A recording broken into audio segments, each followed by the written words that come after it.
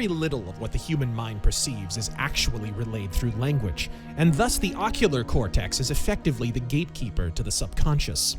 It's for this reason that I believe it's a proper storyteller's duty to convey story by employing every sense available to them. In a visual medium such as comic books, this means making use of subtler visual cues to suggest rather than explicate to the reader precisely who, and in the case of the ghost, what our characters truly are. While The Ghost of the Badlands emerged as a brief synopsis, originally titled Brimstone, years ago, it wasn't truly real in my eyes until I drew the first sketches of the ghost and his missionaries. I as much learned who the ghost truly is by sketching him as writing him, and thus every adornment from his outfit to his beast of burden to his weaponry represents a tantalizing clue as to our eponymous hero's identity and background. The ghost wields a Bergmann 1896 Model No. 3 pistol, described in the story as a mechanical monstrosity of the old world. The Bergmann pistol was one of the earliest and most successful attempts at an auto-loading semi-automatic pistol. The design, patented in 1893, went to market in 1895 despite its namesake, and was chambered in a variety of now obsolete calibers, but the most popular and best-selling of these was the Model No. 3, which shipped nearly 5,000 units. What kind of a gun is that you got hanging around your belly, Michael? It's a Bergmann, 1911. 1911? It's only 1909. Pre-production model, Father.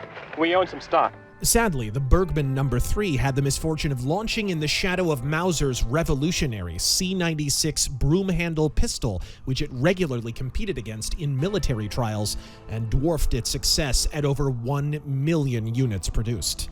I heard about that gun of yours. Some kind of mechanical gun. Not very accurate. The Bergmann was never a military weapon, and yet it is likely that some did find their way into service during the Boer War and World War I as a result of private purchase. This suggests the ghost is more likely a civilian than military man, and yet the latter possibility still very much exists.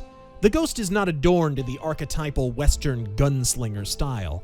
His clothing, a long-fitted frock coat, pleated trousers, vest, and a bolero hat, is more likely to be worn by a well-to-do gambler, society man, preacher, or even an undertaker as anyone who lives by the gun. The double cross he dispenses to his missionaries is in fact a Christian symbol, the Isleta cross, or Cross of Lorraine.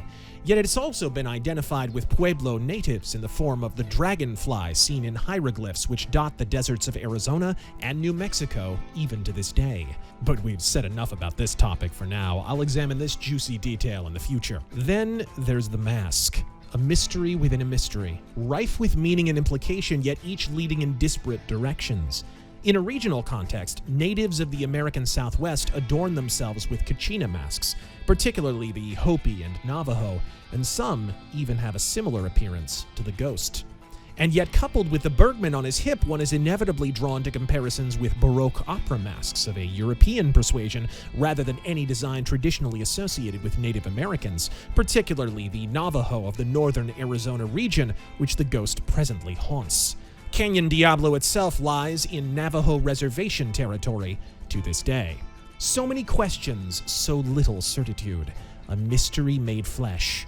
If you truly want answers, the only true way to receive them is to read along with the rest of us as the ghost baptizes the heathen in hails of gunfire.